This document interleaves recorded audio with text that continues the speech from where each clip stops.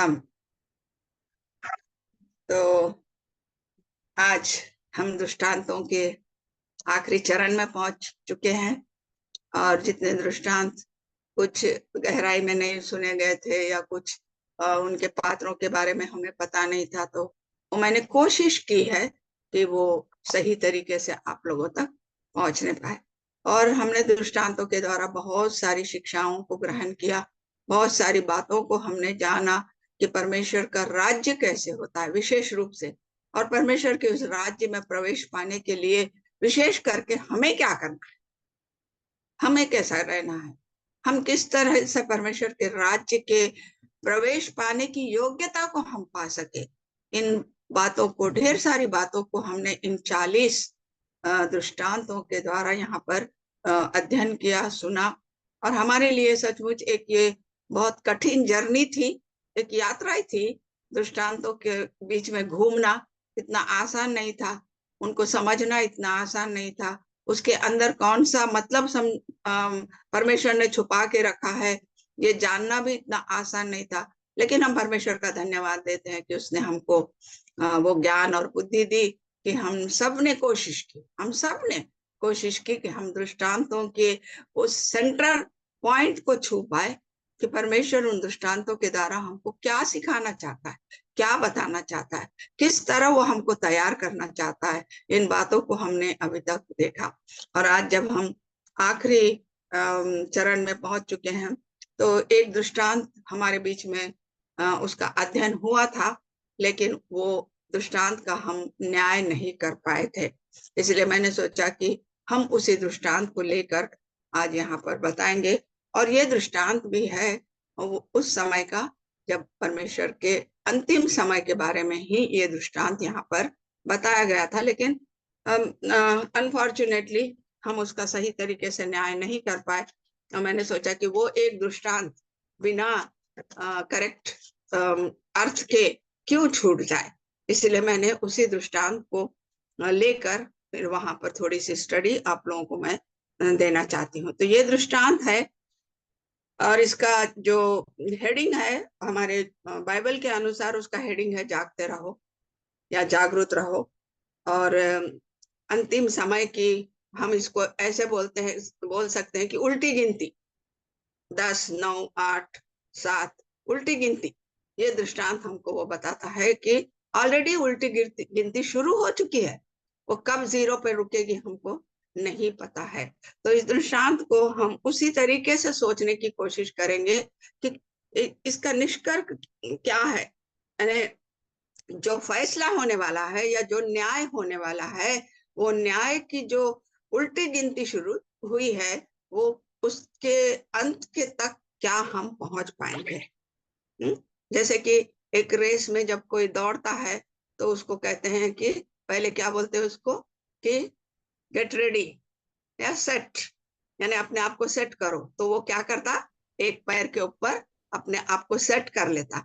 उसके बाद में गेट रेडी यानी आप तैयार हो जाओ, और इमीडिएटली फायर करते कि तुम दौड़ शुरू करो, ताकि तुम उस लक्ष्य को पहुंच जाओ जहां पर तुमको जाना है। तो वैसे ही ये दृष्टांत हमको वो बता रहा है कि अब जो 10 से गिनती शुरू हुई, लेकिन बहुत लंबे गैप, 10 बोल के परमेश्वर रुक गया, कई साल बीत गए, 9 बोला, अब कब तक रुकेगा नहीं मालूम, और इस तरह हम 0 तक वहां पर पहुंचने वाले हैं। तो ये जो दृष्टांत है ये मिलता है हमको लूका का सुसमाचार, उसका 12 अध्याय, उसकी 35 से, एक्चुअली हमको 35 से 48 आयतों तक है वो, जो हमको वहां पर वो सही में उस दृष्टांत का अर्थ हमको वहां पर समझ में आता है। और यही दृष्टांत हम मत्ती का सुसमाचार, उसका 24 अध्याय और उसका 36 से 51 आयतों में हम यहाँ पर देख सकते हैं। तो ये दो सुसमाचारों में इस दृष्टांत को थोड़ा अलग अलग तरीके से बताया गया है। लूका में थोड़ा अलग तरीके से बताया गया, मतलब वही है, और मत्ती में कुछ थोड़ा सा अलग तरीके से बताया गया है। लेकिन अगर आप दोनों को पढ़ के कंपेयर करेंगे तो बहुत सारी बातें आपको वहां पर समझ में आएगी कि जो रचयिता है यानी वो सुसमाचार लिखने वाला है, अपने अपने तरीके से उसने इस दृष्टांत को वहां बताया कि हमको तैयारी कैसे करना है, हमको जागते रहना है का मतलब क्या है और परमेश्वर हमसे क्या चाहता है। तो आजकल हम देखते हैं कि टीवी में देख रहे हैं हम लोग, और कई तरीके से हम देखते हैं, और जो लोग शिक्षक आए यानी जो शिक्षक है, टीचर्स है, जिन लोगों ने ऑलरेडी एज ए टीचर काम किया है, तो वो लोग बहुत अच्छी तरीके से जानते हैं कि हम हमारे स्कूल का या हमारे क्लास का एक टाइम टेबल बनाते हैं, है ना, कि फर्स्ट पीरियड ये लेंगे, सेकंड पीरियड ये लेंगे, बीच में पानी पीने की छुट्टी मिलेगी, उसके बाद फिर थर्ड पीरियड, फोर्थ पीरियड, उसके बाद में लंच आवर, और उसके बाद में फिर 2 पीरियड, और उसके बाद में लॉन्ग लिव। तो टाइम टेबल यहाँ पर बनाते हैं, यानी बहुत सारी बातें हम इसलिए आसानी से समझ पाते हैं कि क्योंकि वो हम व्यवहार में लाते हैं, we use them in our life, तो हमको इजी समझ में आती। तो वैसे ही परमेश्वर के पास भी एक टाइम टेबल है, और उस टाइम टेबल के अनुसार वो काम कर रहा है। और जब वो टाइम टेबल को उसने शुरू किया था, आज से 6000 साल पहले, खत्म होने को आ रहे हैं वो, तो वो टाइम टेबल के अनुसार उसने हमारे जीवन का अंतिम चरण कैसे होगा ये बात भी बता दिया, यानी लॉन्ग हॉलीडे, यानी लॉन्ग रेसिस। तो इस तरह परमेश्वर के पास भी एक टाइम टेबल है, क्रिया सूचिका है, जिसके अनुसार वो आज इतने सालों से काम करते करते करते आ रहा है, लेकिन अब वो टाइम टेबल का अंतिम चरण पहुंच गया है। और हमको उस अंतिम चरण के बाद में क्या होने वाला है, केवल न्याय होने वाला है, यानी लॉन्ग रेसिस। उसके बाद फिर कुछ नहीं होगा, उसके बाद फिर दी एंड। जैसे हम 4 बजे छुट्टी होती तो हम घर चले जाते, दी एंड हमारा टाइम टेबल। बस वैसे ही ये भी टाइम टेबल परमेश्वर ने बनाया है, और बहुत साल पहले से ही, यानी यीशु मसीह के आने से पहले से ही ये जो टाइम टेबल है उसकी गिनती शुरू हो चुकी है। और अब क्या आ गया, अंतिम चरण में उस टाइम टेबल के हम लोग पहुंच चुके हैं। तो ये परमेश्वर भी एक प्रणाली से काम करता, बिना प्रणाली के परमेश्वर भी काम नहीं करता। अगर हम बाइबल को बहुत गहराई से पढ़ेंगे, उत्पत्ति से लेके प्रकाशित वाक्य तक, तो आपको बहुत अच्छे से समझ में आएगा कि परमेश्वर कितना planning, what a beautiful planner, यानी हमारा परमेश्वर बहुत ही अच्छा प्लानर है। बिना प्लान के वो उसने कोई काम नहीं किया। उसने पहले मनुष्य को बना दिया और बाद में धरती और आकाश बनाए, ऐसा नहीं हुआ। पहले उसने मनुष्य को रहने की सारी सुविधाएं, सारी जरूरतें, सारी उपयुक्त वस्तुएं उपलब्ध कराई, और उसके बाद उसने मनुष्य का निर्माण किया, ताकि जब मनुष्य इस धरती पे आए तो भूखा ना रहे, प्यासा ना रहे, उसको किसी चीज की कमी ना हो, है ना। तो ये उत्पत्ति में एक छोटी सी प्रणाली मैंने बताई, अगर उसी हिसाब से हम पढ़ेंगे तो परमेश्वर की प्रणाली कितनी अच्छी है और किस सिस्टमैटिक तरीके से वो काम करता है, ये बातें हमको वहां पर समझ में आती हैं। तो आज हम जो कुछ भी दुनिया में देख रहे हैं, कोई भी ऐसी बात नहीं है जो बाइबल में लिखी हुई नहीं है। हर बात बाइबल में लिखी हुई है। और क्योंकि ये जो दृष्टांत आज मैं बता रही हूँ वो अंतिम समय का है, तो परमेश्वर ने अंतिम समय के बारे में कई वचनों के द्वारा सुसमाचारों में हमको बता दिया है। सुसमाचार में हमको चेतावनी वहां पर उसने ऑलरेडी दे चुकी है। अगर हम बहुत सारे इसमें है, लेकिन अगर हम सिर्फ मत्ती का 24 पढ़ते हैं और एक एक वचन को अगर हम ध्यान से पढ़ेंगे, तो आपको बड़ी अच्छी तरीके से समझ में आ जाएगा कि अंतिम समय के बारे में परमेश्वर ने कितनी कितनी चेतावनी, कितनी बातें वहां पर लिख दी है, और किस तरीके से हमको वो तैयार कर रहा है, किस तरीके से हमको अंतिम समय के लिए वो चेतावनी वहां पर दे रहा है। अब आज हम क्या देख रहे हैं कि दुनिया में ऐसी कोई जगह नहीं है, चाहे घर हो, अपना परिवार हो, संसार हो, पॉलिटिक्स हो, यानी राजनीति हो, या फिर क्या बोलते सो फाइनेंसेस हो, या फिर बिजनेसेस हो, चाहे जो कुछ भी हो, हर जगह अशांति है, हर जगह निराशा है, कुंठा है, हर जगह लड़ाई झगड़े है, परिवार में आज आज हमारे परिवार में, पुराने जमाने में परिवार में क्या बोलते, सामूहिक परिवार हुआ करता था, है ना। दादा के दादा से लेकर तो पोते और पोतों के बच्चों से लेकर बच्चों तक एक ही परिवार में वो लोग रहते थे। लेकिन आज देखो, न्यूक्लियर फैमिलीज, हम दो हमारे दो, है ना, न्यूक्लियर फैमिलीज वहां पर आ गए। तो यानी हमारे परिवार में ही कितनी समस्याएं हैं कि हम एक साथ नहीं रह सकते, एक साथ प्रेम नहीं कर सकते, एक दूसरे का बोझ भी हम नहीं ढो सकते। उसी तरह अगर हम देखते हैं कि,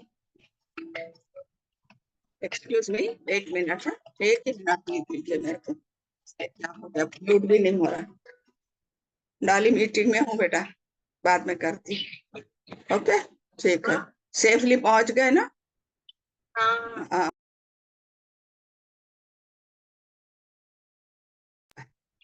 ओके, सॉरी।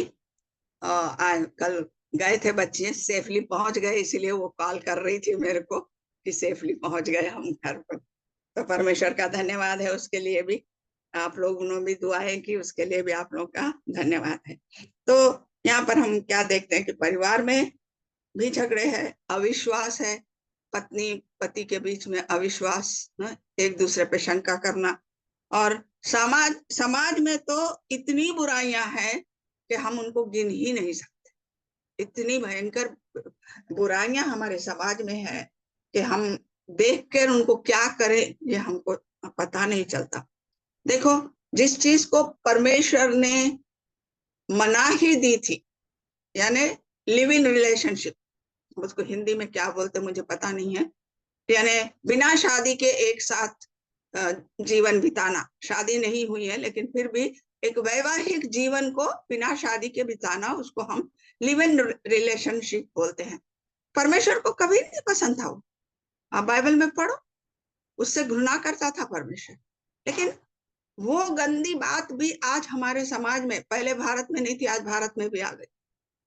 तो देखो कहाँ जा रहे हैं हम। सोचो, हमारी यानी जो हमारी आत्मिक उन्नति बोलना चाहिए या उसको डिग्रेडेशन बोलना चाहिए, कुछ समझ में नहीं आना। हम किस तरीके से पतन की ओर बढ़ते जा रहे हैं, पतन की ओर हम लोग बढ़ते जा रहे हैं। व्यभिचार, जो बातें परमेश्वर को नहीं भाती, वो बातें आज हम अपने समाज में देखते हैं। और इसीलिए मैंने इसको जागते रहो बाइबल में लिखा है, लेकिन मैंने इसको दिया कि निष्कर्ष की उल्टी गिनती, यानी जो निष्कर्ष होने वाला है, रिजल्ट जो होने वाला है, उस रिजल्ट की उल्टी गिनती इस हम दृष्टांत में यहाँ पर देखते हैं। तो यहाँ पर ये दृष्टांत के अंदर जाने से पहले कुछ बातें मैं आप लोगों को बताना चाहती। कुछ बातें उस दिन मधुमिता ने बताई थी, लेकिन मैं उसको और एक बार आप लोगों को बताऊं ताकि आप लोग उसको अच्छी तरीके से जान ले कि यीशु मसीह का पैदा होना जिस तरह भविष्यवाणी थी, उसी तरह यीशु के दूसरे आगमन की भी भविष्यवाणी है। पैदा होने की भविष्यवाणी थी, दूसरे आगमन की भी भविष्यवाणी वहां पर हमको दिखती है। तो जो लोग गहराई से बाइबल की स्टडी करते हैं तो आप लोगों को बहुत सारे वचन मिलेंगे। मैं तो सिर्फ एक एक दो दो वचन यहाँ पर लिखी हूँ कि पुराने नियम शास्त्र में यीशु मसीह के दूसरे आगमन की भविष्यवाणी कैसे, पुराने नियम शास्त्र में, जबकि यीशु मसीह पैदा भी नहीं हुए थे, है ना। तो मतलब उनके पैदा होने के साथ साथ उनके मृत्यु की, उनके जी उठने की और फिर उनके वापस आने की भी भविष्यवाणी पुराने नियम शास्त्रों में लिखी हुई है। तो देखो कितना सिस्टमैटिक है कि पिता परमेश्वर कोई भी चीज हमसे छुपा के नहीं रखे। उन्होंने अपने भविष्यवक्ताओं के द्वारा हमको सारी बातें उजागर कर दी, लेकिन हम इतने मूर्ख है कि हम उन बातों को समझ नहीं पाए। बस यही फर्क है। यीशु मसीह, पिता परमेश्वर ने तो कुछ नहीं छिपाया, लेकिन हम उन बातों को समझ नहीं पाए। तो अगर आप ऐसाया की पुस्तक, उसका 9वां अध्याय और उसकी 7वीं आयत को पढ़ते हैं, आप लोग पढ़ लेना प्लीज, लिख लीजिए। तो वहां पर यीशु मसीह के पैदा होने की भविष्यवाणी भी यशायाह ने किया। यशायाह ने 53 में यीशु मसीह को सूली पे चढ़ाए जाने की भविष्यवाणी भी किया, और उसी यशायाह ने यीशु मसीह के दूसरे आगमन की भी भविष्यवाणी वहां पर उसने की है।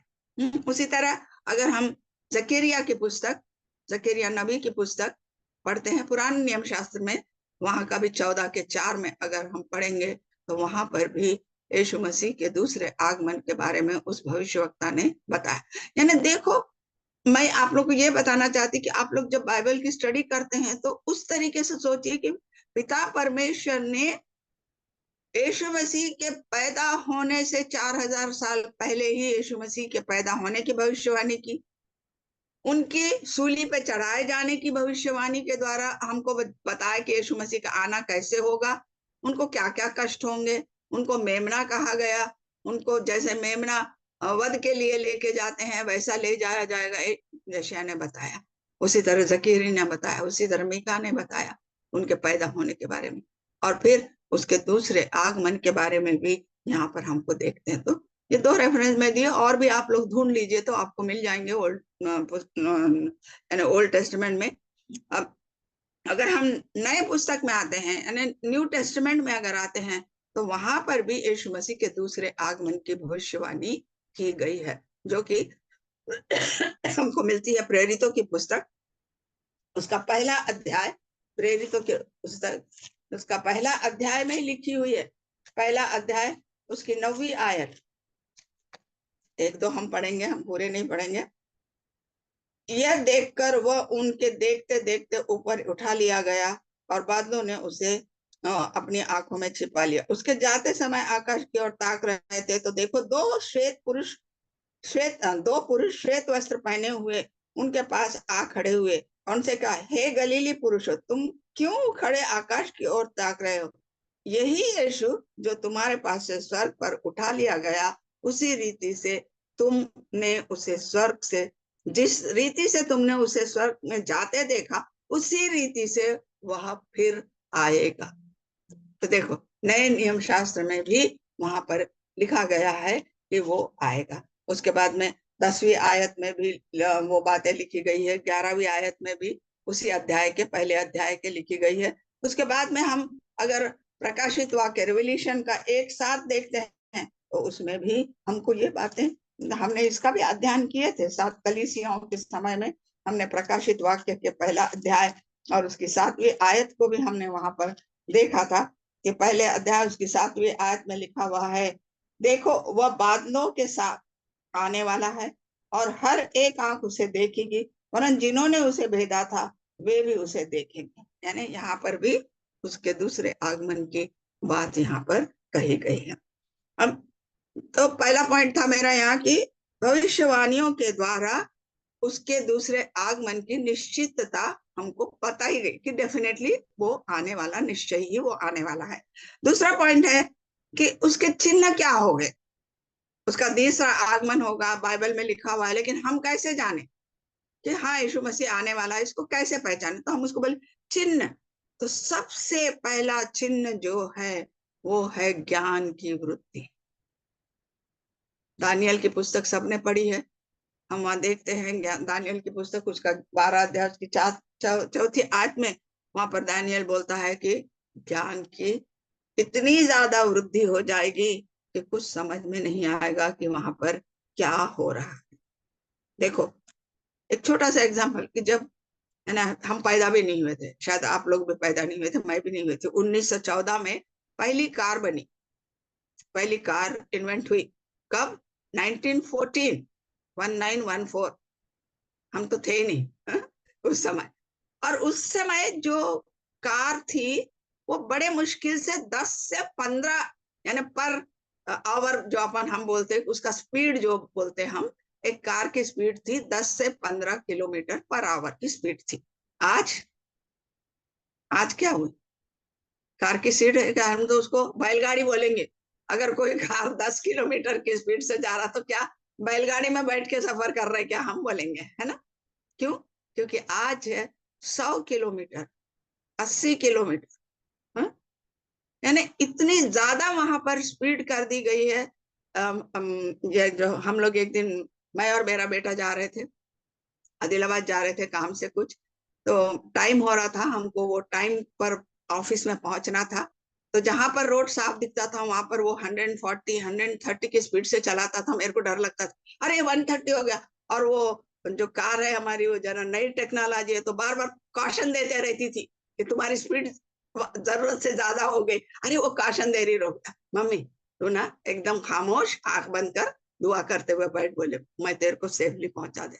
तो मतलब एक कॉन्फिडेंस कि हम उतने स्पीड पर भी जाएंगे तब भी हमको कुछ नहीं होगा, एक कॉन्फिडेंस बढ़ गया। वो ज्ञान जो आया, वो किस तरीके का कॉन्फिडेंस बढ़ गया, ये मैं आप लोगों को बता रही हूँ। हाँ, 40 साल पहले सबसे पहले नील आर्मस्ट्रांग चांद पे उतरा। हम जब भी बड़ा आश्चर्यचकित हो गए कि बाप रे, क्या हो गया ये कि चांद पे भी इंसान चले गया। लेकिन अभी देखो 2021 में हम कहाँ चले गए, मार्स पे चले गए। मार्स पे हम खोज रहे कि धरती बस नहीं होगी तो मार्स पे जाके रेसिडेंस बनाएंगे और मार्स के ऊपर जमीन खरीद के वहां पर रहेंगे। तो वहां पानी है क्या, हवा है क्या, सारी चीजों की तलाश हो रही है ना। वहां पर एक क्या नाम है उसका, प्रज्ञान नाम का रोवर वहां छोड़े, जो हर बार नई नई चीजें वहां पर चांद के बारे में, सॉरी मार के बारे में हमको बता रहा है। तो देखो ज्ञान कहाँ से कहाँ पहुंच गया। हम कहाँ थे? हुँ? पहले जमाने के अनपढ़ लोग कितने अच्छे से काम करते थे, है ना। आज हम पढ़ लिख के भी उनके बराबर काम नहीं कर पा रहे। वो लोग जिस सुव्यवस्थित तरीके से काम करते थे, हम नहीं कर पा रहे। तो ज्ञान की वृद्धि यहाँ पर तो सबसे बड़ा चिन्ह जो हमको है यीशु मसीह के आने का, दानियल की पुस्तक के अनुसार ज्ञान की वृद्धि हो गई है। और जब वैज्ञानिक यानी साइंटिस्ट लोगों ने, वैज्ञानिकों ने जब रिसर्च किया कि ये ज्ञान की वृद्धि कैसी हो रही, तो उन लोगों ने क्या पाया कि हर 6 महीने में एक बच्चे का ज्ञान दुगना हो जाता। बोलते अगर आज 1% है तो 6 महीने के बाद 2% हो जाएगा, फिर 6 महीने के बाद 3 4। अब देखो जब वो इंसान 30 साल तक का होगा तो उसके ज्ञान में कितनी बड़ी वृद्धि हो गई, है ना। तो मतलब ये यानी प्रूव्ड चीज मैं बता रही कि साइंटिस्ट लोग, रिसर्च करने वालों ने ये प्रूव किया कि इस तरह ज्ञान की बहुत ज्यादा यानी एनहांसमेंट हो रहा है, ज्ञान की वृद्धि वहां पर हमको देखने को मिल रही है।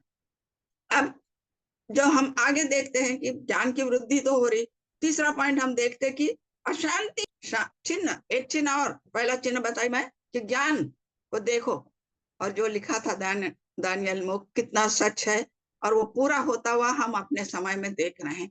दूसरा पॉइंट अगर हम देखेंगे कि उसके चिन्हों के बारे में, तो वहां पर देखो आज कितने युद्ध, कितने कलह, कितने यानी नए नए चीजों का इन्वेंशन हो रहा। पुराने जमाने में राजा महाराज, पहले पुराने जमाने में हाथों से लड़ाई करते थे, है ना, एक दूसरे को। उसके बाद में क्या हुआ, तीर, बर्छी, भाले ये आ गए, है ना। पहले पैदल जाके सवारी लड़ाई करते थे, फिर घोड़े आ गए, घोड़े पे सवारी करने लगे, हत्ती आ गए, हत्ती पे सवारी करने लगे। और उस समय में क्या होता था कि जख्मी ज्यादा मिलते थे लेकिन मृत लोग की कमी होती थी, क्योंकि वो लड़ाई, जख्म, एक तीर लगता था, जख्मी हो जाते थे लेकिन मरता नहीं था, है ना। एक भाला कहीं लग जाता था, हाँ कहीं छाती में लग गया, हाथ में लग गया तो मरता था। यानी परसेंटेज ऑफ डेथ जो थी वो कम थी, जख्मी लोगों की जो परसेंटेज था वो ज्यादा था। अब आज युद्ध हो रहा, हम देख रहे, है ना। एक बम गिरता, पूरा खत्म, कोई नहीं बचता वहां, सिर्फ जमीन बच जाती, रूखी सूखी हवा में उड़ते हुए वहां पर दिखते। तो मतलब क्यों हुआ ये, परमाणु बम बन गए, हाइड्रोजन बम बन गए, क्यों? ज्ञान की वृद्धि के कारण वहां पर जो हुआ वहां पर। अब ये जमाने में क्या हो रहा, घायल कम, मृत लोग ज्यादा, मरे हुए ज्यादा मिलेंगे, घायल कम मिलेंगे। उस जमाने में घायल ज्यादा मिलते थे, मरे हुए लोग कम मिलते थे। लेकिन अब उसके बिल्कुल ऑपोजिट हो गया। अब मरे हुए लोग यानी जिनकी मृत्यु हो जाती है युद्ध में, वो लोग ज्यादा होते हैं। और इससे क्या होता, पूरा नगर का नगर के साथ साथ हजारों लाखों की संख्या में प्राण हानि वहां पर हमको वहां देखने मिलती हो। उसके बाद हम देखते कहीं कहीं, देखो हर साल केरला में बाढ़ आ रही, हर साल, मैं आज 5 साल से देख रही, हर साल केरला में बाढ़ आती, लोगों का नुकसान होता, प्राण हानि होती। अनाज का नुकसान होता है, उनका जो मेन क्रॉप है वो है ड्राई फ्रूट, सॉरी क्या, स्पाइसेस, लवंग, इलायची, दालचीनी, जायफल, नटमेग, वो सारा नुकसान हो रहा होता है ना। अति वर्षा, अब कहीं कहीं देखो पूरा सूखा रहता, अनाज ही पैदा नहीं हो रहा। तो क्यों हो रहा है ऐसा? कहीं सूखा हो रहा, कहीं अति वर्षा हो रही, कहीं कुछ हो रहा, कहीं भूकंप हो रहे, कहीं महामारी आ रहे। ये सब जो है परमेश्वर ने 24 अध्याय में मत्ती के लिखा, ये कष्टों का आरंभ है। अगर आरंभ ऐसा है तो अब सोचो कि जैसे जैसे हम आगे बढ़ेंगे वैसे वैसे क्या क्या हमको देखने को मिलेगा। इसीलिए जरूरी है वचनों में खुद को बनाए रखना, परमेश्वर के साथ में अपने आप को बांधे रखना, परमेश्वर की आज्ञाओं में चलना कितना जरूरी है। हुँ?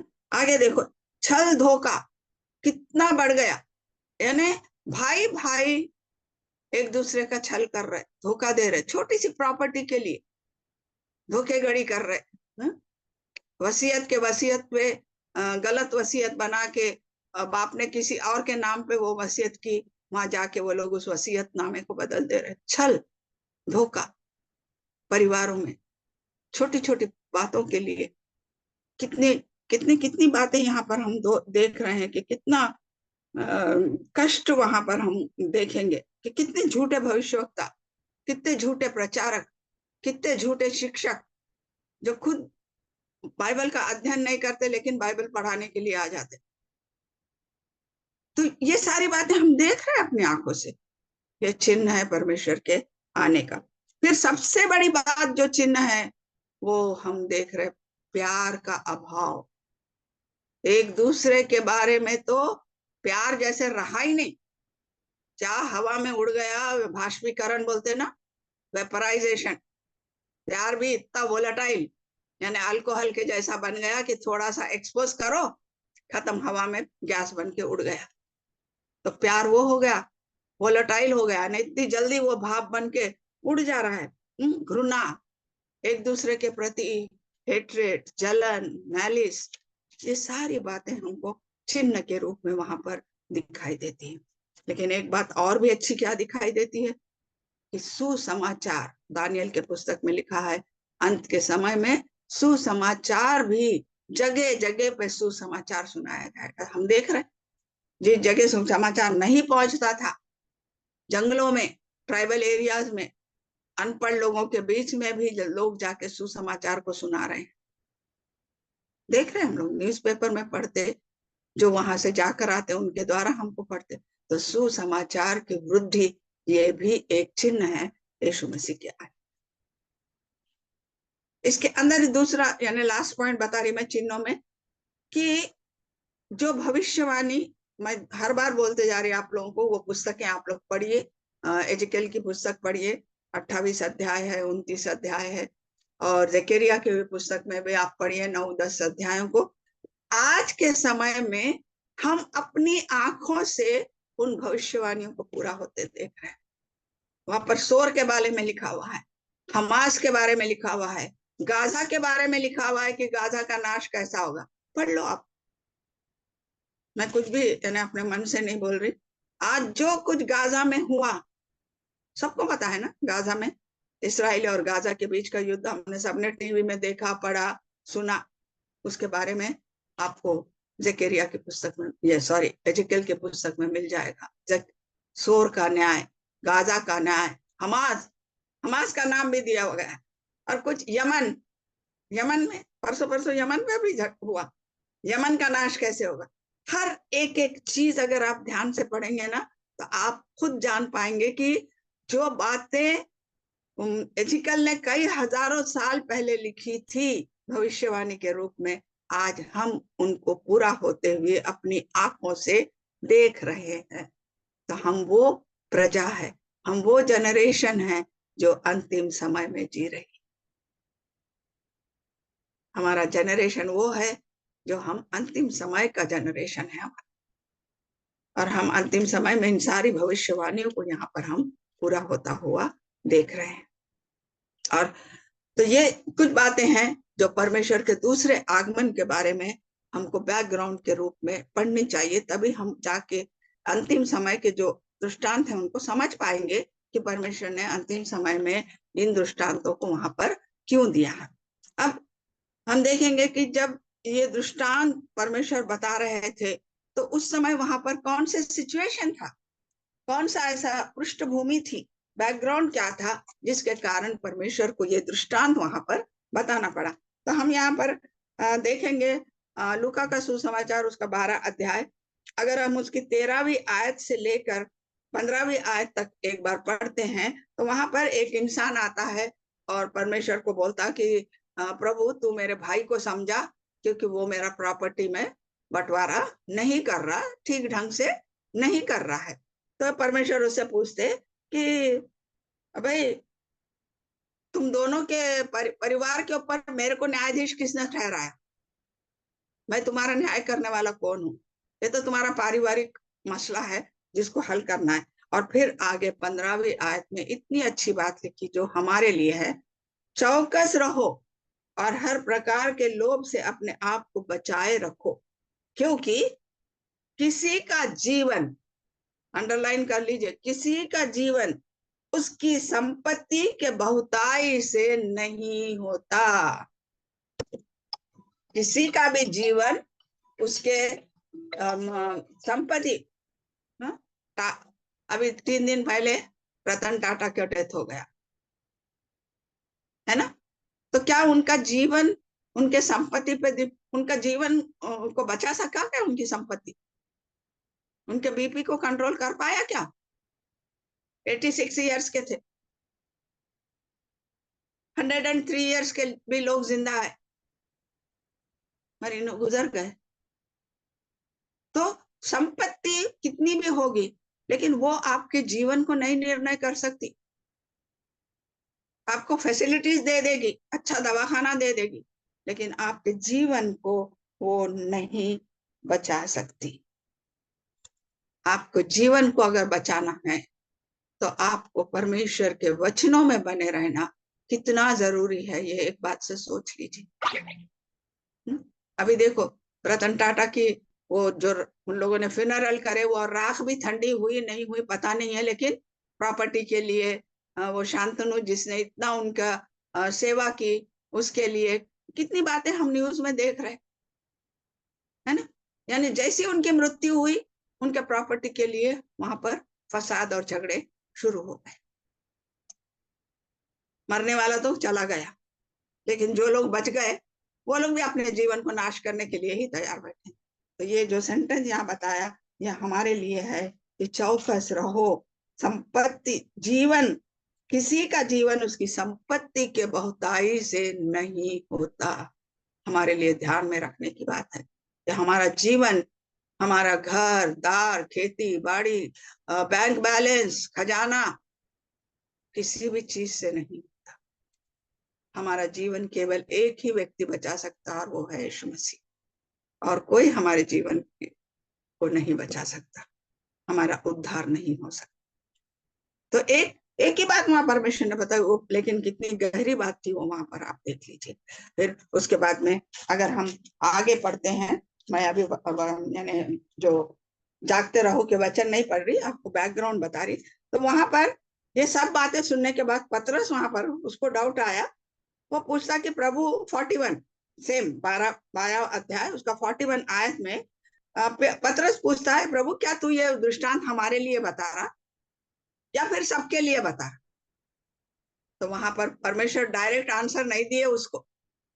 वहां पर क्या बोल रहे 42 में क्या बोल रहे हो, वो विश्वास योग्य और बुद्धिमान भंडारी कौन है जिसका स्वामी उसे नौकर चाकरों पर सरदार ठहराएगा कि उन्हें समय पर भोजन साथ। कौन है वो? ये दृष्टांत सभी के लिए है, हम सब के लिए है। कौन है वो, कैसे? तो यहाँ पर शिष्य और भीड़ सभी के लिए यहाँ पर आगे अगर हम इसी 12वें अध्याय का 22वीं आयत पढ़ते हैं तो उसमें भी बहुत अच्छी बात वहां पर परमेश्वर ने बताई है। उसने कहा, फिर उसने अपने चेलों से कहा, इसलिए मैं तुमसे कहता हूँ कि अपने प्राण की चिंता न करो कि हम क्या खाएंगे, न अपने शरीर की कि क्या पहनेंगे। क्योंकि भोजन से प्राण, और प्राण से और वस्त्र से शरीर बढ़कर है। मतलब यहाँ पर परमेश्वर क्या बताना चाह रहे? वहां पर उन्होंने भोजन, प्राण, वस्त्र, ये सारी बातों का उल्लेख करे, लेकिन सच में परमेश्वर क्या बताना चाह रहे थे? वस्त्र क्या है? जब तक हम जिंदा है हमारे शरीर को ढकने के लिए है। भोजन क्या है? जब तक हमारे शरीर को ताकत चाहिए तब तक हमको भोजन है। कौन सी चीजें हैं वो? भौतिक संसार की चीजें, है ना? तो इनडायरेक्टली परमेश्वर हमको वहां क्या बता रहे, 12 के 22 में, कि भौतिक बातों के लिए चिंता मत करो। कौन सी बातों के लिए चिंता करो? आत्मिक बातों के लिए चिंता करो। वहां पर परमेश्वर ने तो बोल दिया भोजन की चिंता मत करो, वस्त्रों की चिंता मत करो, तो किसकी चिंता करना? वो वहां नहीं बताया फिर किसकी चिंता करो। हमको समझना है कि इसकी चिंता मत करो बोल रहे परमेश्वर, तो किसकी चिंता हमको करना? हमारे आत्मिक, हमारे आत्मा की चिंता हमको वहां पर करना है। ये बात वहां पर बता। अब अगर हम जाएंगे वो दृष्टांत के वचनों में, जो कि हमको, मैं लूका का ही ले रही हूँ, ये थोड़े थोड़े वचन मैं मत्ती में से भी ली हूँ। लूका का 35 से लेकर अगर हम पढ़ते हैं आखिरी तक, 48 तक है, लेकिन मेन वहां पर 35 to 40 तक में बहुत सारी बातें लिखी हुई, मैं वो पहले बता दूंगी, बीच में आगे के वचनों को बताऊंगी। तो यहाँ पर इंग्लिश में बहुत अच्छा लिखा है, हिंदी में थोड़ा ट्रांसलेशन गड़बड़ है, तो हमको समझ में नहीं आता। तुम्हारी कमरे तुम्हारी कमरे बंधी रहे और दिए जलती रही। बोली कमरे बंधी रहे मतलब क्या है ना? अपने आप को हमेशा तैयार रहो बोल के, लेकिन इंग्लिश में लिखा हुआ है कि ड्रेस इन रेडीनेस। अगर हम इंग्लिश की बाइबल न्यू NIV पढ़ो या जो भी कुछ आपके पास है, अगर हम पढ़ते हैं तो वहां पर बहुत क्लियरली क्या लिखा हुआ है बोले तो, एक मिनट, कहाँ गया मेरा, मैंने निकाली थी वो, हाँ, वहां पर लिखा हुआ है be dressed ready for service. Ready for service यानी सेवकाई के लिए अपने आप को सदा ड्रेस्ड, मतलब खाली कपड़े पहनना नहीं है, मतलब तैयार रहने के लिए यहाँ पर ड्रेस्ड अप बोल के लिखा हुआ है, लेकिन हिंदी में लिखा है कि अपने कमरे बांध कर दिए में जलते रहे बोल के लिखा है। तो थोड़ा बहुत ट्रांसलेशन इधर उधर हो जाता है आप लोगों को समझाने के लिए, इसीलिए मैं थोड़ा इंग्लिश में भी निकाल के उसका अर्थ मैं आप लोगों को समझा देती हूँ कि 23 अध्याय में यानी 35 में लिखा हुआ है कि सेवकाई के लिए तैयार रहो, क्योंकि प्रभु के वापस आने की आशा में, किस आशा में तैयार रहना है हमको? कि जब प्रभु आए तो हम उनके साथ में उनके साथ जाए। सर्विस, सेवकाई, ऐसी सेवकाई की तैयारी में रहो कि जब परमेश्वर आए तो हमको उनका दिल प्रसन्न हो जाए कि मेरे बच्चे सचमुच बहुत अच्छे से मेरे साथ चलने के लिए तैयार है। उसका मतलब है यहाँ पर कि कमर कस के रहो। फिर आगे दिया है दिले दिए जलते रहे, लिट योर लैम्प बोल के इंग्लिश में लिखा हुआ है। यहाँ इसका मतलब क्या है? कौन से दिए को जला के रखने को बोल रहा? घर के अंदर के दिए, लाइट। आजकल तो हमारे पास दिए नहीं है, प्लग जलाओ, ठक बोल के जाओ, प्लग को ऑन करो, स्विच ऑन हुआ, लाइट आ गई। पहले तो वो दिए में बाती में तेल जाना, और जब तक तेल नहीं जाता तो वो दिया नहीं जलता था, बाती नहीं जलती थी, बहुत कष्ट होता था होगा शायद उन लोगों को, हमको नहीं है वो कष्ट, लेकिन डायरेक्ट हम स्विच लगाते और दिया। यहाँ पर दिए जलते रहो का मतलब है वचनों में परिपूर्ण रहो, वो है दिए जलते रहो। यानी आपका पूरा जो आत्मा है वो काय से परिपूर्ण होनी चाहिए? अपने वचनों से परिपूर्ण होनी चाहिए। अगर हम भजन संहिता 105 110 का 105 पढ़ते हैं तो क्या लिखा है? सबको मुंह जबानी होगा। क्या लिखा है? ये मेरे मार्ग का दीपक और मेरे पग, मेरे पैरों का दिया बने, ये लिखा है ने हमेशा। यानी मेरे मार्ग में मेरे वचन, मेरे आत्मा में मेरे वचन, मैं जब चलता हूं तो मेरे कदम, हर एक कदम वचनों के अनुसार चले, ये मतलब वहां पर है। तो यहाँ पर जो दिए जलना है उसका मतलब है कि वचनों में परिपूर्ण हमको रहना है, जलते रहना। दिए का मतलब है वचन। अब जलते रहने का क्या है? जलते रहो, दिया जल रहा, दिया वचन है, तो जलना क्या है? उस वचनों की अनुसार कार्य करना, मतलब जलते रहना। यानी वचनों की आज्ञाकारिता मतलब जलते रहना, मतलब तैयार रहना कि वचनों के ऊपर तुम वो उजाला वहां पर तुमको फैलते जाना है। आगे उसी वचन में हम 36 में जाते हैं। मैं वचन नहीं पढ़ रही हूँ, इसलिए आप लोगों को बोली मैं कि आप लोग बाइबल अपने सामने रखिए, ताकि वहां पर हम जो जो वचन आगे वहां 36 में लिखा है, और तुम उस मनुष्य के समान बनो जो अपने स्वामी की बाट देख रहे हो, और वह विवाह से कब लौटेगा कि जब वह आकर द्वार खटखटाए तो तुरंत उसके लिए खोल दे। यहाँ पर बहुत सारी बातें हैं। दरवाजा खटखटाना, द्वार खोलना, विवाह से वापस आना, और मनुष्यों के समान, मनुष्य मतलब तुम उस मनुष्य के समान। कौन से मनुष्य के समान बनने के लिए बोल रहा परमेश्वर हमको? कौन से मनुष्य के समान? एक विश्वासी। यहाँ जो मनुष्य दिया गया है उसका मतलब है तुम वो विश्वासी रहो जो ये काम करे, अविश्वासी नहीं। तुम विश्वास में रहोगे तो ये काम कर पाओगे, नहीं तो नहीं। हर एक, इसका मैं आप लोगों को अर्थ बता रही हूँ। मनुष्य के समान मतलब एक विश्वासी के समान आपको रहना है। बाट देखना मतलब, बाट कब देखते? जैसे मेरी बच्ची आने वाली थी, ये तारीख को वो आने वाली है, तो मैं बड़ी उत्सुकता से उस फ्लाइट का इंतजार कर रही थी कि जहां से मेरी बेटी वो फ्लाइट में से नीचे उतर के आएगी। यानी उत्सुकता। अरे 3 साल के बाद मैं मेरे बेटी को मिलूंगी। एंजाइटी। बाट जोने का मतलब है कि हम उतनी एंजाइटी से, उतनी उत्सुकता से हम क्या कर रहे हैं, जाके पहले ही बैठ गए, फ्लाइट उतरी भी नहीं, एयरपोर्ट पे जाके बैठ गए, है ना? वो होता है बाट जोना। तो हम भी यहाँ पर क्या कर रहे हैं, एक विश्वासी जो है वो वचन के प्रति आज्ञाकारी बनते हुए उत्सुकता से, पहले से ही, बिफोर हैंड, परमेश्वर के आने से पहले ही उसका इंतजार कर रहा है। जैसे हम हैं, हमको नहीं मालूम परमेश्वर कब आने वाले, लेकिन हम इंतजार कर रहे, बाट जो रहे उसकी। आगे उसी वचन में लिखा है, लिखा है कि स्वामी, यहाँ पर लिखा है कि अपने स्वामी की बाट देख रहा। स्वामी कौन है? यीशु मसीह स्वामी है जो आने वाला है, तो उसकी बाट हम वहां पर जो रहे हैं। और आगे लिखा है कि उसका स्वामी कहाँ से आ रहा? विवाह से लौट कर आ रहा। तो वो विवाह क्या है? वो एंटिसिपेटेड, यानी हम पहले से उसको सोच के रख रहे कि ये वो विवाह है जो कलीसिया और उसके मेमने के बीच में होने वाला। उस विवाह की तैयारी वो कर रहा है, और वो ही तैयारी से वो वापस लौटकर वहां पर आ रहा है, ताकि अपनी दुल्हन को अपने साथ ले जाए और वो विवाह वहां पर संपन्न हो। तो वहां पर वो उस विवाह का जो दिया गया है वो है ये स्वर्ग में होने वाले उस विवाह के लिए। आगे लिखा है, और वो क्या देख रहा कि मेरा स्वामी कब लौटेगा, कब लौटेगा, मतलब गया है वो, है ना? कहाँ लिखा हुआ है?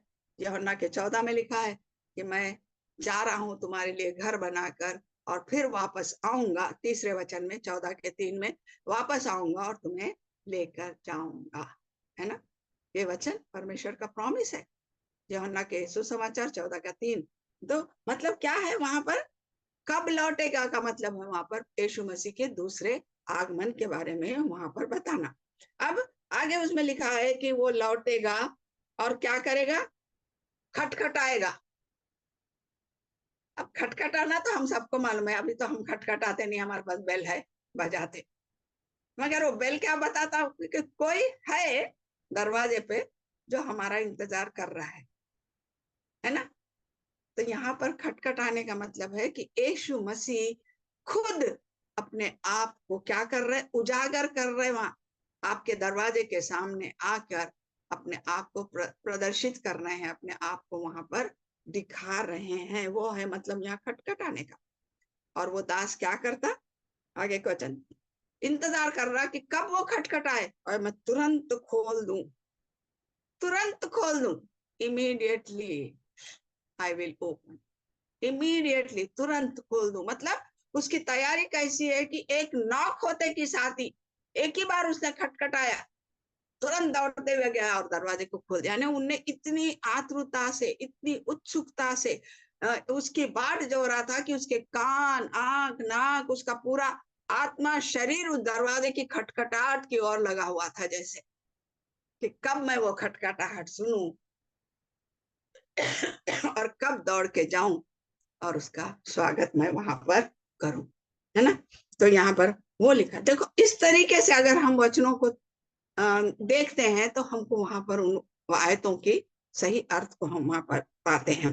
खोल दो अब आगे 37 आयत को अगर आप पढ़ेंगे तो वहां लिखा है धन्य। क्या लिखा है वहां पर? धन्य है वे दास। धन्य, धन्य कब बोलते? जब तू आशीषित है। यानी यहाँ धन्यता जो है वो बता रही है कि वो जो दास है वो आशीषित है, अनुग्रहित है।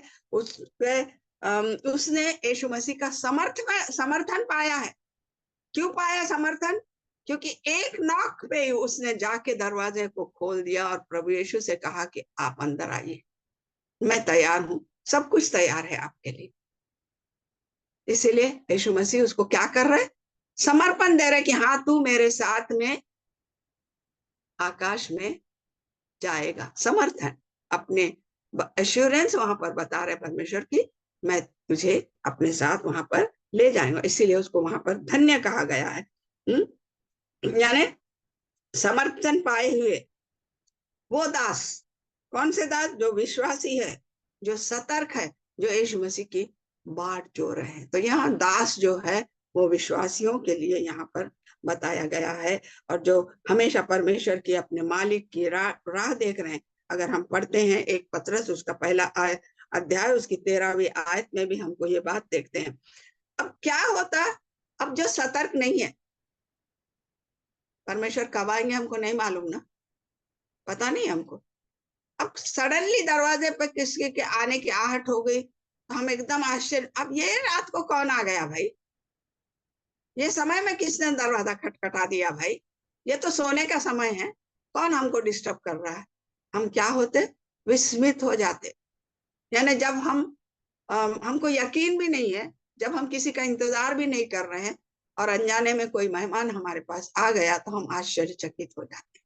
तो कुछ दास ऐसे हैं जो आश्चर्यचकित हो जाएंगे कि अरे इतने रात को कौन दरवाजा खुला रहा? अरे ये टाइम पे कैसे आ गए यीशु मसीह?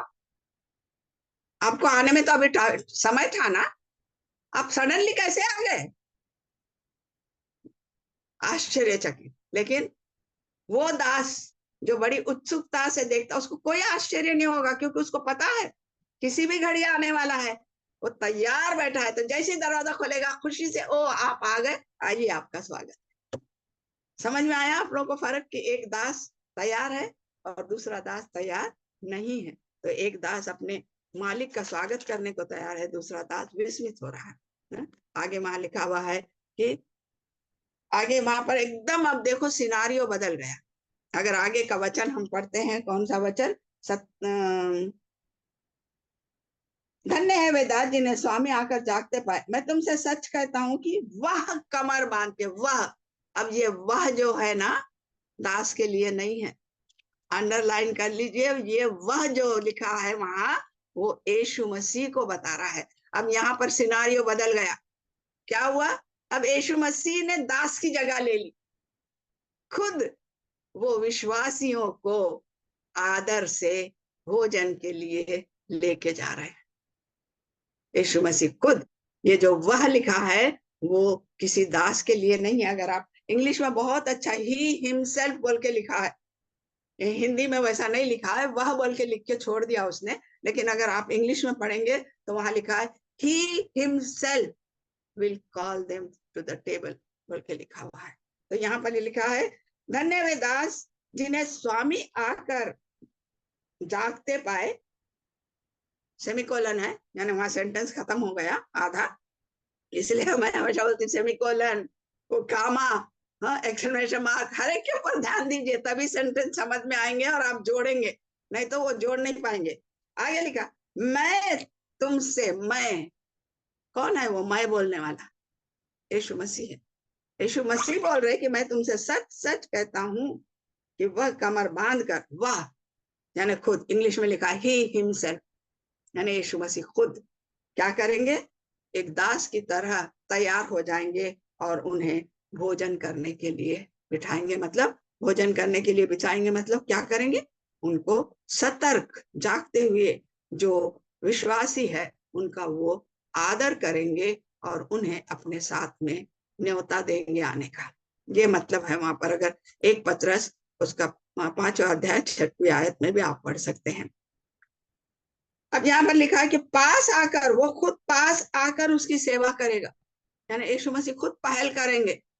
जब तुमको जागता हुआ पाएंगे तो सबसे पहले यीशु मसीह खुद तुम्हारे पास, तुमको उनके पास जाने की जरूरत नहीं, खुद यीशु मसीह तुम्हारे पास आएंगे, दरवाजा खटखटाएंगे और तुम्हें साथ लेके वहां पर जाएंगे। आगे हम देखते हैं कि सेवा करेंगे। सेवा करेंगे इंग्लिश में लिखा वेट ऑन हिम, बल्कि लिखा है इंग्लिश में, इस हिंदी में लिखा है सेवा करेंगे। यानी यीशु मसीह खुद एक दास की तरह नम्र होके अपने सतर्क जागते रहने वाले विश्वासियों को अपने साथ में ले जाएंगे या उनका आदर करेंगे, उनकी सेवा वहां पर करेंगे। आगे का वचन अगर हम पढ़ते हैं 38, तो वहां लिखा हुआ है रात का दूसरा प्रहर हो या तीसरा प्रहर हो, कभी भी यीशु मसीह आ सकते हैं, ऐसा वहां पर लिखा हुआ है कि यदि वह रात के दूसरे प्रहर या तीसरे प्रहर में आकर उन्हें जागते पाए तो वे दास धन्य है। तो दूसरा प्रहर क्या है, 9 बजे से लेके 12 बजे तक का दूसरा प्रहर होता है रात में, और 12 बजे से लेके 3 बजे तक वो तीसरा प्रहर होता है। और वो दोनों प्रहर जो है ना, टाइम, समय गहरी नींद के होते हैं, है ना। हम लोग सोते हैं तो हमको पता है कि हम कितनी गहरी नींद में सो जाते वो टाइम पे। और 3 बजे से 12 बजे तो और ज्यादा, यानी 12 बजे से 3 बजे सवेरे तो और ज्यादा गहरी नींद हमारे को आती, सबको अनुभव होगा, है ना। तो वो गहरी नींद का समय होता है। तो यीशु मसीह क्या बोल रहा कि वो पहर आ जाएगा जब हम गहरी नींद में सो रहे हैं, खटखटाने की आवाज भी सुनाई नहीं देगी हमको। तो हमको कैसा सोना है, बहुत ही कॉशियस, यानी जागरूक होके हमको सोना है।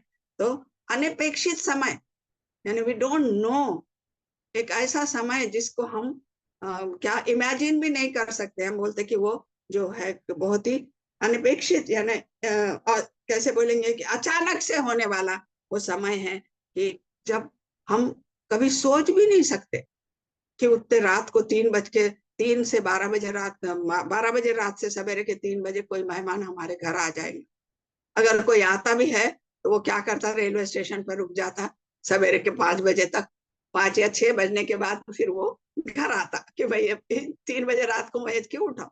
लेकिन अगर समझो वो मेहमान 3 बजे आ गया, 3 से 12 के बीच में आ गया, हमारे लिए एकदम आश्चर्यचकित होने की बात है कि अरे ये कैसे आ गया।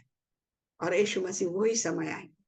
तो यहाँ क्या बता रहे यीशु मसीह, आगे बोलते धन्य होगा कौन, आकर उन्हें जागते पाए, जागते पाए। यहाँ पर जागते पाए, जागते पाए, जागते पाए बोल के लिखा है, इसका मतलब नींद को छोड़कर जगते रहो बोल के नहीं बोल रहा। यहाँ पर आगे उसका मतलब बहुत कुछ अलग है कि क्या है जागते पाओ का मतलब। और फिर क्या करेगा, उस दास को वो आशीषित करेगा। आगे 39 में लिखा हुआ है कि चोर, चोर प्रतीक है यीशु मसीह का। चोर को एक प्रतीक बना के वहां पर बताया गया है कि अगर मुझे पता होता कि मेरे घर में आज रात को चोर घुसने वाला है तो मैं दरवाजे खिड़कियां सब पे ताले लगा के बैठ जाती थी, और कैसे रहती थी, घंटी भी लगा देती थी शायद कि अगर कोई दरवाजा ऐसा ढकेले तो एक बड़ा घंटा बज जाए जिससे मेरी नींद खुल जाए। जागरूक रहती थी, उसका मतलब कि चोर आने वाला है अगर मालूम होता तो हम जागते रहते। लेकिन हमको पता नहीं चोर कब आएगा और कब सेंध लगाएगा। अब यहाँ पर क्यों ये वचन लिखा हुआ है कि परंतु तुम ये जान लो कि यदि घर का स्वामी जानता कि चोर किस घड़ी आएगा तो जागता रहता और अपने घर को सेंध ना लगने देता। तो यहाँ पर जो उसका एक अंदर का मीनिंग है वो ये है कि अगर आज मेरे घर में चोर आने वाला है तो मैं बहुत नींद वाली हूँ, बहुत नींद आती मेरे को, और मैं गहरी नींद में चले जाती। निकम्मा, हम एक शब्द बोलेंगे निकम्मा दास, आलसी दास, अगर उसको मालूम हो जाएगा कि आज सेंध लगने वाली, तो वो आलसी दास भी क्या करेगा, खुद को तैयार रखेगा, हथियार लेके, काठी लेके, कुछ लेके, कि अगर चोर घुस गए तो मैं ये अपने आप की रक्षा कर पाऊं। तो मतलब यहाँ पर क्या बता रहा वहां, कि जो तैयार है वो तो तैयार ही रहेंगे, लेकिन अगर चोर आने वाला है ये मालूम हो जाए, तो जो निकम्मे आलसी लोग हैं वो भी अपने आप को तैयार कर लेंगे। लेकिन प्रभु ऐसा नहीं चाहते, इसलिए उन्होंने क्या बोल रहे, चोर की भांति होगा, चोर कब आता पता ही नहीं चलता। तो निकम्मे आलसी सोते पड़े रहते, और जो तैयार है वो यीशु मसीह के लिए दरवाजा खोल के यीशु मसीह को स्वागत करते। ये मतलब है वहां पर। आगे लिखा है 40 में, तुम भी तैयार रहो, क्योंकि जिस घड़ी तुम सोचते भी नहीं, उसी घड़ी मनुष्य का पुत्र वहां पर आ जाएगा। तो यहाँ पर जो वचन है, हर एक वचन की देखो आप अगर अच्छी तरीके से एनालिसिस करें तो आपको मालूम हो जाएगा। वैसे मत्ती का सुसमाचार वहां पर लिखा है 25 अध्याय 13 में, इसलिए तैयार रहो, क्योंकि तुम न उस दिन को जानते हो न उस घड़ी को जानते हो।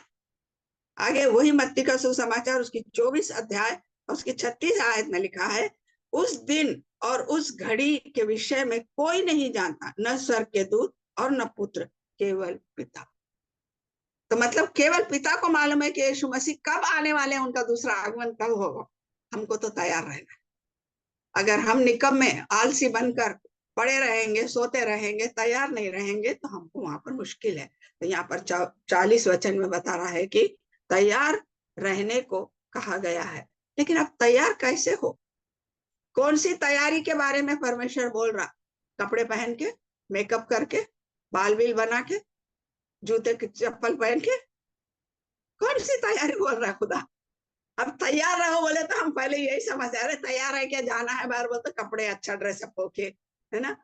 अब आज मेरे को एक के घर प्रवेश में जाना था ना, मेरे बहू के भाई ने घर बांधा, उसका गृह प्रवेश था।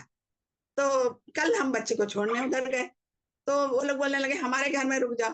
तो मैं बोली कि अरे वहां तो फंक्शन है, मैं तो तैयार नहीं हूँ, न मेरे पास साड़ी है, न गले में चेन है, न हाथ में चूड़ी है। अब मैं कैसे जाऊंगी मेरे बेटे के ससुराल में ऐसा कंगाल के जैसा? नहीं, मेरे को तैयार होना। फिर मैं वापस आ गई अपने घर, आके मैं तैयार होके, है ना, वो एक तैयार होना है, अपने आप को ड्रेसअप करना। लेकिन यहाँ परमेश्वर किस तैयारी की बात कर रहे? परमेश्वर यहाँ आपके कपड़ों की, आपके मेकअप की, आपके गहनों की बात नहीं कर रहे। यहाँ पर आत्मिक बातों को बता रहे हैं। यहाँ पर परमेश्वर आत्मिक बातें हैं जो हमको यहाँ पर सोचना है। तो यहाँ पर आगे भी हम पढ़ते हैं मत्ती का सुसमाचार उसके 36 में लिखा हुआ है, वही अभी हमने पढ़े कि वो भोजन देगा। अभी जो हमने वचन पढ़ा उसमें लिखा है कि वो तैयार होगा और भोजन देगा। तो ये भोजन क्या है? भोजन किस चीज का प्रतीक है? क्या बता रहा भोजन? भोजन मतलब क्या, खाना, रोटी दाल चावल? नहीं। इसलिए पहले ही मैं आपको बताई कि परमेश्वर बोल रहे भौतिक बातों की चिंता मत करो, आत्मिक बातों की चिंता करो। इसलिए हर वर्ड में हमको उस आत्मिकता की खोज वहां पर हमको करनी। यहाँ पर हम एक वतन आप लोगों को बताऊंगी, जो यूहन्ना का सुसमाचार उसका 4था अध्याय और उसकी चौथी आयत आप लोग बाद में लिख लेना, मैंने पढ़ लेना। वहां लिखा हुआ है यीशु मसीह के चेले जब आते, वो सामरी स्त्री की कहानी है उसमें, तो वहां पर यीशु मसीह समझते कि ये लोग मेरे भोजन की बात कर रहे हैं। तो यीशु मसीह उनको क्या बोलते, मेरा भोजन यह है कि अपने भेजने वाले की इच्छा अनुसार चलूं और उसका काम पूरा करूं। यीशु मसीह ने क्या बोला? मेरा भोजन पिता परमेश्वर की इच्छा को पूरी करना, और उसने जो काम मुझे दिया वो पूरी करना ही मेरा भोजन है। अब यीशु मसीह आपको भोजन दे रहा, क्या देगा?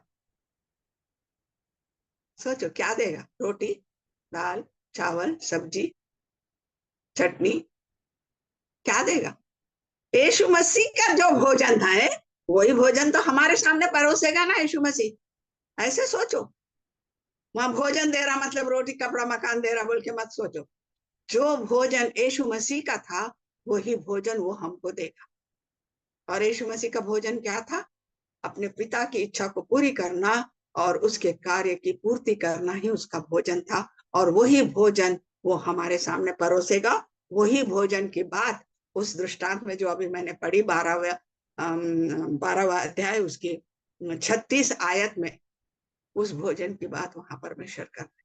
अब वो भोजन क्या है जो हमको दे रहा? सेवकाई के लिए जिस चीज की जरूरत है वो भोजन, वो आत्मिक भोजन हमको दे रहा। अब हमको सेवकाई को जाना है, तो हमारे सेवकाई के लिए हमको क्या जरूरत है? वरदानों की जरूरत है ना? बिना वरदान के हम सेवकाई कैसे करेंगे? हमको कोई ना कोई सेवा, झाड़ू लगाना भी वरदान है। चर्च में जाके अगर हम झाड़ू लगाते हैं तो वरदान है। इस तरह गाना गाती, वो उसको दिया हुआ वरदान है। मैं यहाँ पढ़ाती, वो मेरे को दिया हुआ वरदान है। जरीना भविष्यवाणी करती, उसको दिया हुआ वरदान वो है। हा? आप लोग सुनते, आप लोग को सुनने का वरदान दिया और उसके अनुसार चलने का वरदान दिया, है ना? तो वरदान जो है वो भोजन है जो यीशु मसीह हमको दे रहा, ताकि हम सेवा करने पाए। तो यहाँ पर काम पूरा करना यानी राज्य का विस्तार करना, सेवकाई करना। हा?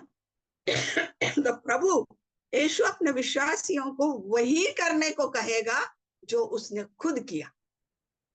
उसने खुद जो किया वो ही करने के लिए हमको बोलेगा। इसलिए हम हमेशा बोलते कि यीशु मसीह ने अपने कार्य को हमें सौंपा, ताकि जो कार्य उन्होंने शुरू किया था उस कार्य को हम आगे बढ़ाए।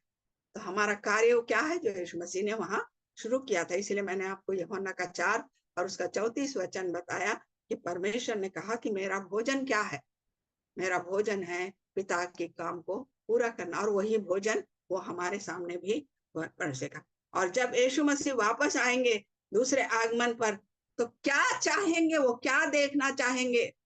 सूजन को मैंने एक वरदान दिया, क्या वो वरदान के अनुसार वो कार्य कर रही है या नहीं? मैंने छाया को एक कार्य दिया, क्या उसके अनुसार वो कार्य कर रही है या नहीं है? और अगर जब यीशु मसीह आए और हमको वो कार्य करता हुआ जब देखेंगे, तब वो हमको बोलेंगे कि धन्य। वो है जागते रहना, हमारे कार्यों को करते रहना, बिना रात दिन कैसे भी। कभी कभी रात के 12-1 बजे किसी का कॉल आ जाता कि हमारे लिए प्रार्थना करो, वो हमारी बुलाहट है।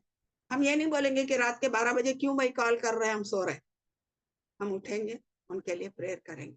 और उस समय अगर परमेश्वर आ गए और देखेंगे कि हाँ भाई ये उठ के मध्यस्थी की प्रार्थना कर रहा है, तो वो कार्य जो मैंने इसको सौंपा था वो बड़ी जागरूकता से, जगते हुए, कार्यनिष्ठता से उस कार्य को वो कर रहा है। और परमेश्वर जब उसको बोलेंगे कि धन्य है तू, आशीषित है, वहां पर बोलेंगे। तो हमको हमेशा क्या करना है? परमेश्वर ने जो कार्य हमको सौंपा है वरदानों के द्वारा, उस कार्य को करते रहना ही जागते रहने का मतलब है। अगर हम उन कार्यों को पूरा नहीं कर रहे हैं तो मतलब हम आलसी है। हमको वरदान दिया, हर एक को वरदान दिया खुदा ने। अगर हम करंथियों की पुस्तक 1 करंथी 7:7 में लिखा है, तो वहां पर लिखा हुआ है, परंतु हर एक को परमेश्वर की ओर से विशेष विशेष वरदान मिले हैं, किसी को किसी प्रकार का, किसी को किसी प्रकार का। हर एक को, कोई ऐसा नहीं है जिसको वरदान। किसी को वरदान समझ में आ जाता है कि मेरे को परमेश्वर ने क्या काम के लिए बुलाया है, किसी को समझ में नहीं आते, लेकिन वरदान तो है। और जो कार्य वो लोग करते हैं उसको देख के हम बोल सकते हैं कि इनको ये वरदान है। शायद ईश्वर को नहीं पता है कि परमेश्वर ने उसको कौन सा वरदान दिया, लेकिन वो यूथ अपने चर्च के यूथ में जाती है, आराधना करती है, वो यूथ में पार्टिसिपेट करती है, तो वहां पर परमेश्वर ने उसको वो आराधना करने का वरदान दिया है, और उस वरदान के खातिर ही वो वहां पर काम कर रही है। नलिनी सिस्टर है, उनके भी 2-4 ग्रुप्स है महिलाओं के, उनके अंदर वो जुड़ के वचनों का प्रचार करती है। तो परमेश्वर ने उनको वो वरदान दिया कि जो वचन वो सीखती है वो वचन दूसरों को वो बांटती है। वो वरदान उनको वहां पर दिया गया है, हर एक को वरदान दिया है। सिर्फ समझना हमारे लिए बहुत मुश्किल होता है, तो इसलिए वो बात को याद रखिए 1 करंथी 7:7 कि हर एक को वरदान दिए हैं। और जब उन वरदानों को करता हुआ परमेश्वर हमको देखेंगे, तब परमेश्वर हमको धन्य कहेंगे और कहेंगे कि सचमुच ये जाग रहा है, ये निकम्मा नहीं है, ये सोया नहीं है। और इसलिए कौन सी भी रात को मैं आ जाऊं तो ये अपने आप में तैयार है, वो कार्य को कर रहा है जिसके लिए मैंने यहाँ पर सेवा के लिए यहाँ पर दिए गए हैं। 1 पतरस उसका 4 अध्याय उसकी 10वीं आयत में लिखा है, जिसको जो वरदान मिलता है वो उसे परमेश्वर के नाना प्रकार के अनुग्रह के भले भंडारी के समान एक दूसरे की सेवा के लिए उपयोग मिला। जब परमेश्वर देखेगा कि हम अपने वरदानों के द्वारा अपने विश्वासी भाइयों को, अपने अविश्वासी भाइयों को, अपने परिवार की सेवा कर रहे हैं, तो वो बहुत प्रसन्न होगा और वो कहेगा कि सचमुच मेरा ये जो सेवक है वो जाग रहा है।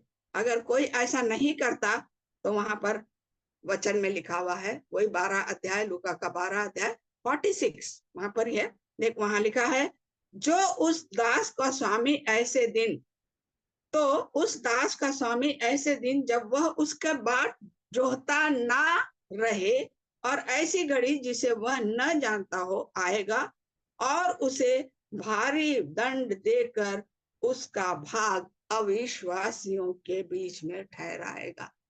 तो जो आलसी है, जो अपने कार्य को पूरा नहीं कर रहे, जो वरदान उनको दिए हैं उस वरदानों का या तो दुरुपयोग कर रहे या फिर बिना उन वरदानों को यूज करे, उपयोग में लाए, उसको वेस्ट कर रहे, ऐसे दासों को क्या बोल रहा वो वचन में कि उनको वहां पर वो दंड देगा। तो प्रभु नहीं चाहते कि आप अविश्वासियों का भाग ठहरे, इसीलिए परमेश्वर वहां पर क्या बोल रहे, अगर हम वही लूका का अध्याय उसकी 12वां अध्याय, लूका का 12वां, लूका सुसमाचार उसका 12 अध्याय उसके 40 चले गए 47 और 48 वचनों को अगर हम पढ़ते हैं, एक मिनट, लूका कहाँ चले गया मेरा, लूका 47 और 48 को हम पढ़ते हैं तो वहां पर लिखा हुआ है, वह दास जो अपने स्वामी की इच्छा जानता था और तैयार न रहा, स्वामी की इच्छा तो जानते, हम सब जानते हैं ना वचनों के द्वारा, तैयार न रहा, न उसकी इच्छा के अनुसार चला, बहुत मार खाएगा। परंतु जो नहीं जानकर मार खाने के योग्य काम करे वो थोड़ी मार खाएगा, उसको नहीं पता था बेचारे, उसके पास वरदान कौन से है नहीं पता था, इसलिए वो कार्य नहीं कर, इसलिए जिससे बहुत दिया गया है उससे बहुत मांगा भी जाएगा। अगर आपके पास बहुत सारे वरदान है तो उन सारे वरदानों का लेखा परमेश्वर लेगा कि मैंने तेरे को ये वरदान, ये तूने क्या किया, तूने क्या किया, इसलिए लिखा है बहुत मांगा जाएगा, और जिसे बहुत सौंपा गया है उससे बहुत लिया भी जाएगा। जितनी ज्यादा जिम्मेदारी आपको सौंपी गई है उतनी जिम्मेदारी का लेखा वहां पर परमेश्वर जरूर लेंगे। तो इसलिए हमको क्या चाहिए कि हमको तैयार रहना है, अपने वरदानों को उपयोग में लाना है सेवा के लिए। हा? ऐसा नहीं कि अपने कमाई के लिए या अपने बढ़ाई के लिए या अपने प्रशंसा हो इसके लिए नहीं, परमेश्वर की बढ़ाई के लिए, परमेश्वर की महिमा के लिए हमको वो कार्य करना है। रोमियो की पत्री, रेफरेंसेस लिख लीजिए आप, रोमियो की पत्री उसका 12 अध्याय उसके 4 से लेकर 13 तक आयतें हम पढ़ते हैं तो वहां पर लिखा है, उन वचनों के अनुसार कई वरदानों से भविष्यवाणी, सेवा, सिखाना, शिक्षा देना, उपदेश देना, दान करना, अगुवाई, प्रोत्साहन करना, ये सारे वरदान आपको दिए गए हैं। तो आपको उन सारे वरदानों के अनुसार अपने आप को वहां पर जागृत रख के, यानी तैयार रहना है आपको इन सारे वरदानों के अनुसार कार्य करने के लिए। और तो परमेश्वर क्या कर रहा, अपेक्षा कर रहा हमसे कि मैंने तेरे को ये वरदान दिए, क्या तू उसके अनुसार काम कर रहा या नहीं कर रहा, अपेक्षा हमसे चाह रहा है, वो अपेक्षा रख रहा है, he is hoping, he hope that you will do this बोल के सोच रहा वो। 1 करंथी उसका 14-12 में क्या लिखा है, तो ऐसा प्रयत्न करो कि तुम्हारी वरदानों की उन्नति से कलीसिया की उन्नति हो, क्योंकि आप प्रभु यीशु मसीह के शरीर का एक हिस्सा हो। आप शायद दाई आंख होगी, एस्तर बाई आंख होगी, नलिनी सिस्टर दाया हाथ होंगे, और कोई है तो वो बाया हाथ होंगे, कोई एक दाया पैर होगा, बाया पैर होगा, कोई नाक होगा, कोई मुंह होगा, कोई कान होगा, सब मिलेंगे तभी तो जाके यीशु मसीह के वो शरीर बनेगा। लेकिन हाथ बोलेगा कि चल मैं दाएं हाथ का काम मैं नहीं पकड़ता तेरे साथ, अब अकेला तो पकड़ नहीं सकता, नॉन कोऑपरेटिव है ना, सहभागिता नहीं है ना, उसके अंदर संगति नहीं है, सम्मति नहीं है।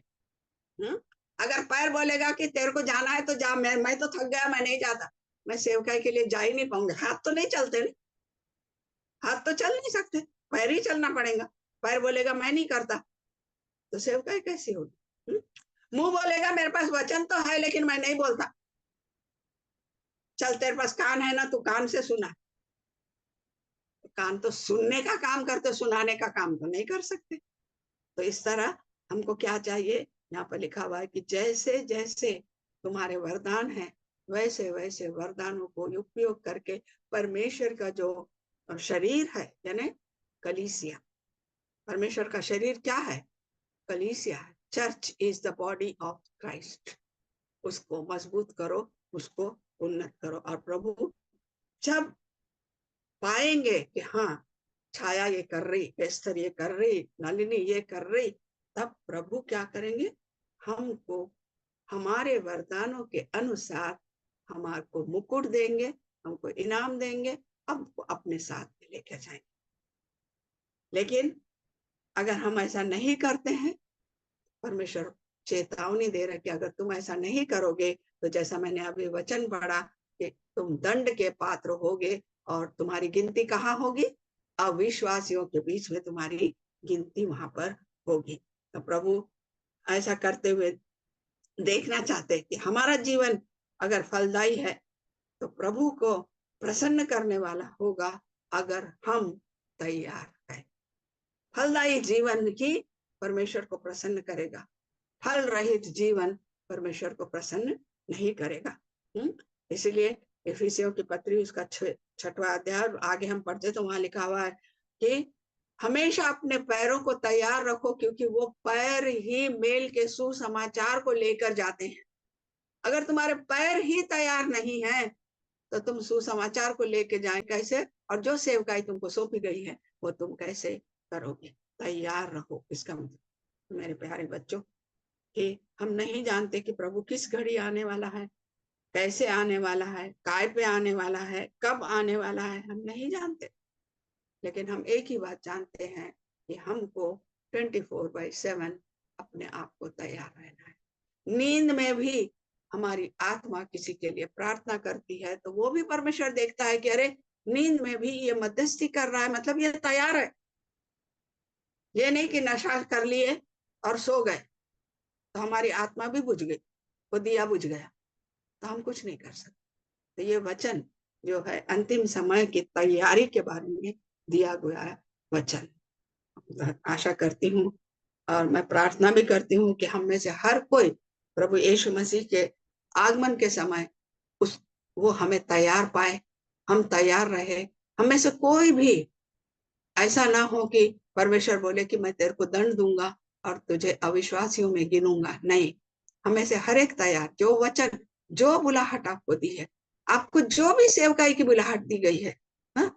कोई चर्च में कमजोर है, रो रहा है, अगर आप जाके उसको प्यार से नजदीक लेके सांत्वना करते हैं, वो आपका वरदान है, वो आपका वरदान है।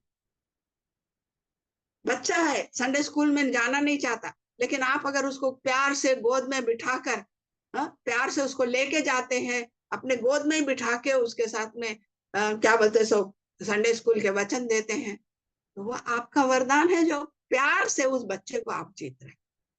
और संडे स्कूल की जो सेवकाई करते हैं उनको पता है, मेरे को पता है, मैं मेरे चर्च में यहाँ पर ब्रांच है, 3 साल का बच्चा अगर कोई है तो उसको मैं कलीसिया में नहीं बैठने देती, उसको हाथ पकड़ के गोद में उठा के उसको लेके जाती संडे स्कूल। वो बच्चे कभी कभी मेरे गोद में बैठते, नानी हम यहाँ बैठ जाए आपके गोद में? हाँ बेटा बैठ जाओ, बैठो, तुमको संडे स्कूल में बैठना है, गोद में बैठो, नीचे बैठो, चेयर पे बैठो, लेकिन बैठो। और वो प्यार से जो मैं उनको ले जाती, तो एक समय ऐसा आया कि जैसे अनाउंस होता कि बच्चे संडे स्कूल के लिए रिलीज हो रहे, एक भी बच्चे को मेरे को बुलाना नहीं पड़ता था, मैं जाके बाहर खड़े होती थी, सब के सब आके हम आपके साथ लिफ्ट में जाएंगे, अच्छा चलो। तो वो वरदान है जो परमेश्वर ने तुमको दिया, तुम उसको उपयोग में ला रहे या नहीं ला रहे वो परमेश्वर वहां दे। मैं बड़ाई के लिए नहीं बोल रही, एक काम करने का मेथड आपको बता रही कि जो वरदान है हमको, वो वरदान हमको किस तरह उपयोग में लाना चाहिए। प्यार करना ये भी वरदान है, घृणा करा वरदान नहीं है, वो शैतान का वरदान है। प्यार करना यीशु मसीह का वरदान है। किसी के बोझ को हल्का करना यीशु मसीह का वरदान है। किसी के बोझ के ऊपर तेल और नमक मिर्ची डाल के उसको और जलाना शैतान का वरदान है।